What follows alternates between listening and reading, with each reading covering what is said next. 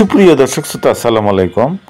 তো দেখাচ্ছি আপনাদের এই খেলায় যুগ উপযোগী করতে সংস্কার কাজ চলছে নামুজা ঐতিহ্যবাহী খেলার মাঠে।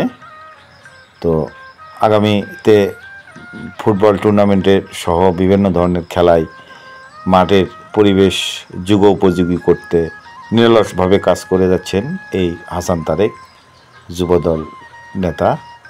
তো তার সার্বিক সহযোগিতায় মাঠের সংস্কার কাজ চলছে। দেখাচ্ছি আপনাদের আংশিক ভিডিও নামজা বার্তার সৌজন্যে। ধন্যবাদ সবাইকে।